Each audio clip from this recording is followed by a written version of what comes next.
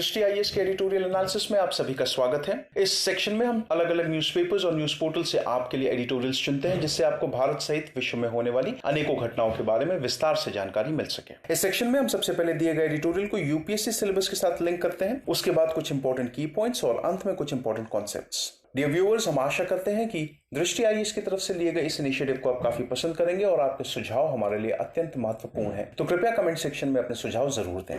तो चलिए बिना किसी देरी के शुरू करते हैं आज का एडिटोरियल एनालिसिस। प्रिय व्यूअर, यह वीडियो अंग्रेजी में भी उपलब्ध है। देखना चाहें तो आप हमारे इंग्लिश चैनल दृष्टि आईएएस इंग्लिश पर जाएं। आपकी सुविधा के लिए इस वीडियो के डिस्क्रिप्शन में इंग्लिश वीडियो का लिंक भी दिया गया है।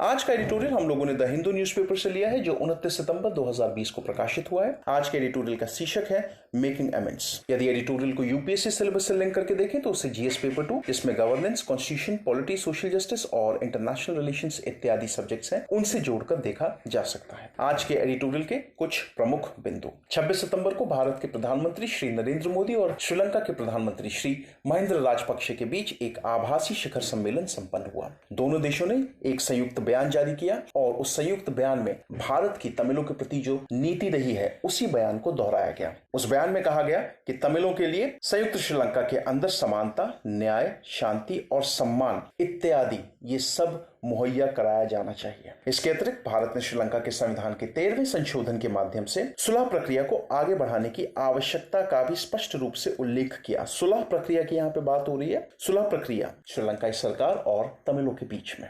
श्रीलंका से तमिल अल्पसंख्यकों की आकांक्षाओं को संबोधित करने की भारत की अपील निश्चय ही दोनों देशों की तमिल भाषी आबादी के बीच प्रतिध्वनित होगी। इससे पहले कि हम लोग आगे बढ़े, जरूरी है कि हम लोग भारत श्रीलंका संबंध और जो श्रीलंका में गृह युद्ध की स्थिति हुई थी उसके बारे में थोड़ी सी जानकारी प्राप्त कर लें। भारत और श्रीलंका के बीच में जो संबंध है वो एक लंबे समय से चले आ रहे हैं और दोनों पक्षों ने एक दूसरे को विभिन्न क्षेत्रों में परस्पर सहयोग दिया है। वो क्षेत्र जैसे कि बौद्धिक क्षेत्र, सांस्कृतिक, धार्मिक एवं भाषाई क्षेत्र हों। साथ ही साथ श्रीलंका में जब गृह युद्ध की स्थिति चल रही थी उस दौरान विद्रोही ताकतों के खिलाफ कार्रवाई करने के लिए श्रीलंकाई सरकार का पूरी तरह से समर्थन किया था भारतीय सरकार ने। जब गृह युद्ध संपन्न हो गया तो भारत सरकार एक सहायता के तौर पर परियोजना लेकर के आई, जिसका नाम था भारतीय आवास परियोजना। इस परियोजना के तहत गृह युद्ध से प्रभावित क्षेत्रों के लोगों तथा चाय बागान क्षेत्रों के श्रमिकों के लिए 50,000 घरों का निर्माण कराना है। देखिए, भारत और श्रीलंका के बीच में संयुक्त सैन्य अभ्यास भी होते रहते हैं। जो मित्र शक्ति है वो सैन्य अभ्यास है, स्लिनेक्स वो नौसेना अभ्यास है। एक चीज और यहाँ पे देखने वाली है, अभी हाल ही में 41 वर्षों के अंतराल के बाद भारत के चेन्नई शहर से श्रीलंका के जाफना के लिए उड़ान सेवा दोबारा शुरू की गई है। ये सेवा रद्द कर दी गई थी जब श्रीलंका में गृह युद्ध की स्थिति थी। ये यहाँ पे हम लोग देखिए लोकेट कर रहे हैं जाफना को, और जाफना ये अगर हम लोग बात करें तो ये आप कह सकते हैं कि ये एक तरीके का गढ़ था। जो तमिल रेबल्स थे, जो विद्रोही थे, उनका एक तरीके का ये गढ़ था। थोड़ी सी जानकारी जरा एलटीटीई के बारे में। देखिए, एलटीटीई का जो गठन हुआ था वो 70 के दशक में हुआ था। अब यहाँ पे अगर हम एलटीटी की बात करें तो ये एक ऐसा आतंकवादी संगठन था जिसने एक लंबे समय तक एक आजाद तमिल इलम राज्य की स्थापना की मांग की। ये चाहते थे कि भाई तमिलों के लिए एक अलग देश बन जाए पूरा का पूरा श्रीलंका के अंदर ही। और आप ये कह सकते हैं कि भाई ये जो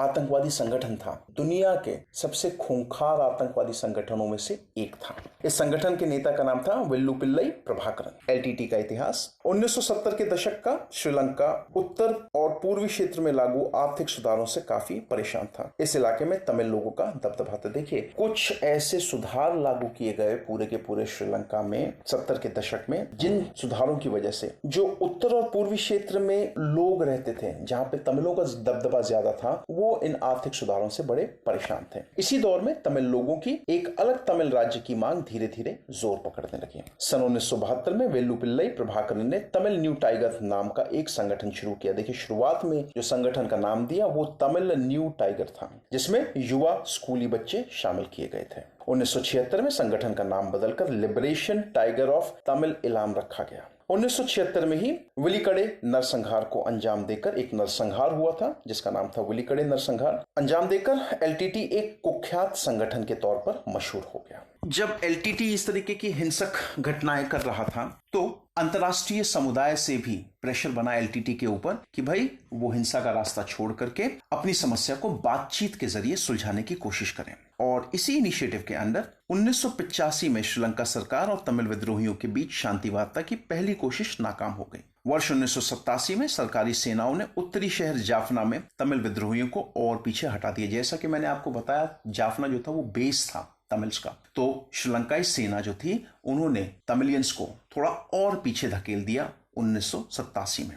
सरकार ने एक ऐसे समझौते पर हस्ताक्षर किए जिसके तहत तमिल बहुल इलाकों में नई परिषदों का गठन किया जाना था। अब देखिए, यहाँ पे जो समझौते की बात हो रही है, ये समझौता था जिसको हम लोग इंडिया श्रीलंका अकॉर्ड के नाम से जानते हैं, जो सन 1987 में लागू हुआ था। इसके बारे में भी हम लोग आगे जानकारी प्राप्त करेंगे। इधर भारत के साथ भी श्रीलंका सरकार का समझौता हुआ जिसके तहत 1987 में वहां भारत की शांति सेना की तैनाती हुई। देखिए, भारत की जो पीस कीपिंग फोर्स है IPKF, इंडिया ने अपनी पीस कीपिंग फोर्स जो है वो श्रीलंका में शांति स्थापित करने के लिए भेजी।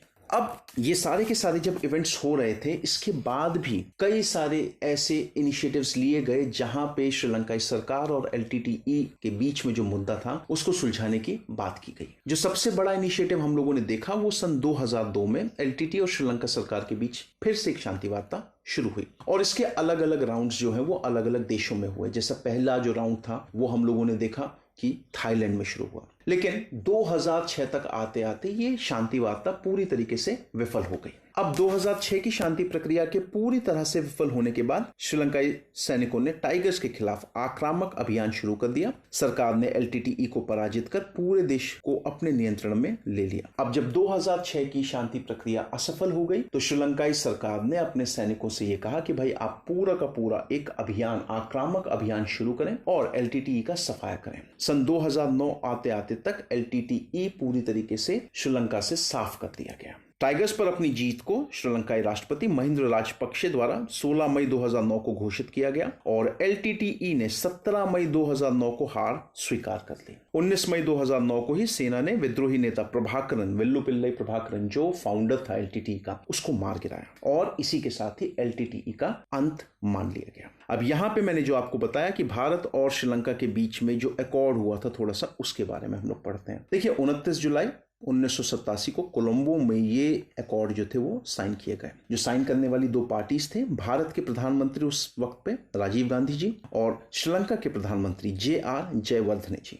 इन्हीं अकॉर्ड्स के चलते एक संशोधन इंट्रोड्यूस कराया गया जिसका नाम था द 13th अमेंडमेंट। अब 13th अमेंडमेंट जो 13वां संशोधन था, उसके तहत यह कहा गया कि भाई पूरे के पूरे श्रीलंका में जो 9 राज्य हैं, 9 प्रांत जो हैं, उनके अंदर इलेक्टेड प्रोविंशियल काउंसिल्स, मतलब कि इलेक्टेड प्रांतीय परिषद होनी चाहिए। देखिए, इस अमेंडमेंट का जो एम था, जो प्राइमरी टारगेट था, वो ये था कि स्पेशली नॉर्थ ईस्टर्न प्रोविंस जो था, जहां पे तमिलों का दबदबा था, वहां पे सत्ता का विकेंद्रीकरण करना। 13वां संशोधन, जैसा कि मैंने आपको बताया कि ये आउटकम था भारत और श्रीलंका के बीच में जो अकॉर्ड हुआ था जुलाई का, उसका एक आउटकम था। प्राइमरी ऑब्जेक्टिव क्या था कि भाई श्रीलंका का जो एथनिक कॉन्फ्लिक्ट चल रहा था, सिन्हेलीज जो श्रीलंका के लोग हैं और तमिलों के बीच में जो कॉन्फ्लिक्ट चल रहा था, उसे सॉल्व करना प्राइमरी उद्देश्य था। 13th Amendment led to the creating of provincial councils in all 9 provinces of Sri-Lanka। मैंने कहा कि भाई प्रोविंशियल काउंसिल्स, प्रांतीय परिषदों की स्थापना हुई सभी 9 प्रांतों में श्रीलंका के। अब इस 13वें संशोधन के साथ ये इंट्रोड्यूस तो हुआ, श्रीलंकाई सरकार ने भारत के साथ मिल करके इस इनिशिएटिव को शुरू तो किया, लेकिन इसके साथ भी कुछ कंसर्न्स, कुछ इश्यू जुड़े हुए थे, जैसे कि large section of Sinhalese saw it as sign of Indian intervention. देखिए, जो सिन्हेली जो आबादी थी श्रीलंका में, जो वहां पे मेजॉरिटी में है, उनका ये मानना था इन संशोधनों को लेकर के कि ये एक तरीके से भारत जो है वो हमारे इंटरनल मैटर्स में दखलंदाजी कर रहा है, इंडिया जो है वो इंटरवीन कर रहा है हमारे मैटरों में। दूसरा, जो तमिल थे, उन्होंने भी इस संशोधन के बाद ऐसा महसूस किया कि भाई जो हमारी मांगे थी, जो हमारी रिक्वायरमेंट थी, वो सही तरीके से ना समझी गई और ना ही पूरी की गई। आज के समय में यदि हम लोग बात करें 13वें संशोधन की, तो भाई 13वें संशोधन से हम लोग ये कह सकते हैं कि भाई सिर्फ एक तरीके का कॉन्स्टिट्यूशनल प्रोविजन बनकर के रह गया है, जो तमिल लोगों की जो समस्या चलती आ रही है, जो तमिल इशू जो चल रहा है, उसको सॉल्व करने के लिए एक तरीके का ये मात्र कॉन्स्टिट्यूशनल प्रोविजन बन करके रह गया है। देखिए, दो चीजें यहां पे और जानना जरूरी है आपके लिए 13वें संशोधन के अंदर। वो ये कि 13वें संशोधन के अंदर सिन्हला भाषा और तमिल भाषा को श्रीलंका की ऑफिशियल लैंग्वेज जो है वो डिक्लेयर कर दिया गया। साथ ही साथ अंग्रेजी को लिंक लैंग्वेज के तौर पर डिक्लेयर किया गया। एक और बड़ा कंसर्न जो जुड़ा हुआ था 13वें संशोधन के साथ, वो ये कि भाई पुलिस और लैंड से संबंधित जो भी प्रावधान बनाए गए थे 13वें संशोधन में, उन पर आज तक अमल नहीं हो पाया है। कुछ चिंताएं जुड़ी हुई हैं। चिंताएं जैसे कि यद्यपि संयुक्त बयान के किसी वास्तविक प्रभाव को लेकर संदेह मौजूद है। देखिए, संयुक्त बयान आ तो गया श्रीलंका की तरफ से, लेकिन एक लंबे समय से ये मांग उठ रही है और श्रीलंकाई सरकार आज तक उन मांगों को सही तरीके से पूरा नहीं कर पाई है। भारत श्रीलंका को चीन के संपर्क प्रभाव से सीमित रखने की इच्छा रखता है। जैसे कि हम सब जानते हैं कि भाई चीन लगातार कोशिश कर रहा है श्रीलंका में अपनी प्रेजेंस दिखाने की, और अपने छोटे पड़ोसी देश पर चीन को लाभ की स्थिति का अवसर देना उसके हित में नहीं है। देखिए, चीन लगातार कोशिश कर रहा है श्रीलंका में घुसने की, और साथ ही साथ हम कह सकते हैं इस समय यदि आप चाइना को देखेंगे तो चाइना में आपको ये देखने की जरूरत पड़ेगी कि श्रीलंका में आपको चाइनीज लगभग हर जगह दिखाई देंगे। एक आंकड़े के अनुसार हम ये कह सकते हैं कि सन 2005 से लेकर के 2017 के बीच, मतलब 12 सालों में जो चीनी निवेश श्रीलंका में हुआ है वो $15 बिलियन से ज्यादा का हुआ है। हम्बनटोटा की कहानी आपको पता ही होगी। जो हम्बनटोटा बंदरगाह है वो किस तरीके से चीन ने उस पर अपना अधिग्रहण स्थापित कर लिया है। तो भारत की ये लगातार कोशिश रही है कि भाई श्रीलंका को वो जितना हो सके चीन से दूर रखे। जातीय सुलह और युद्धकालीन अत्याचारों के लिए न्याय के अपने पिछले वादों पर श्रीलंका को उत्तरदायी बनाए रखने में विश्व अधिक रुचि नहीं रखता है। देखिए, जो जातीय सुलह की बात मैंने कही कि सिन्हला लोग और तमिलियंस के बीच में, साथ ही साथ वॉर टाइम पे युद्ध के दौरान बहुत अत्याचार हुए तमिलियंस के ऊपर। अब इन मुद्दों की तरफ और जो वादे किए थे श्रीलंकाई सरकार ने, अभी तक वो वादे पूरे नहीं हुए। साथ ही साथ हमें ये भी देखना है कि भाई जो विश्व है, जो विश्व समूह है कई सारे, वो भी इस पे कोई खास ध्यान नहीं दे रहे हैं। तो ये कुछ चिंताएं हैं जो जुड़ी हुई हैं इस मामले से। चीन अपनी तरफ से कुछ प्रयास कर रहा है। भारत ने भी अपनी तरफ से कुछ इनिशिएटिव्स लेकर के रखे हैं। कुछ इंपॉर्टेंट इनिशिएटिव्स हैं जैसे कि joint maritime resource management authority, यानी कि संयुक्त समुद्री संसाधन प्रबंधन प्राधिकरण, और दूसरा सागर इनिशिएटिव जो हिंद महासागर में सुरक्षा इनहैंस करने की बात करता है। सागर इनिशिएटिव क्या है? Security and growth for all in the region. ये तो हो गया आज का एडिटोरियल एनालिसिस। अब बात करते हैं दो प्रश्नों की जो इस एडिटोरियल से हम लोग जोड़ करके देख सकते हैं। पहला, वर्तमान स्वरूप में LTTE भारत के समक्ष किस प्रकार की चुनौती प्रस्तुत कर रहा है? उन चुनौतियों से निपटने के लिए भारत सरकार द्वारा उठाए गए कदमों की चर्चा कीजिए। दूसरा सवाल, हिंद महासागर में रणनीतिक दृष्टिकोण से श्रीलंका भारत के लिए अति महत्वपूर्ण है। श्रीलंका में बढ़ते चीन के प्रभाव के संदर्भ में भारत श्रीलंका संबंधों की समीक्षा कीजिए। तो स्टूडेंट्स, ये था आज का एडिटोरियल एनालिसिस। आई होप आप सबको एडिटोरियल एनालिसिस पसंद आया हो। धन्यवाद।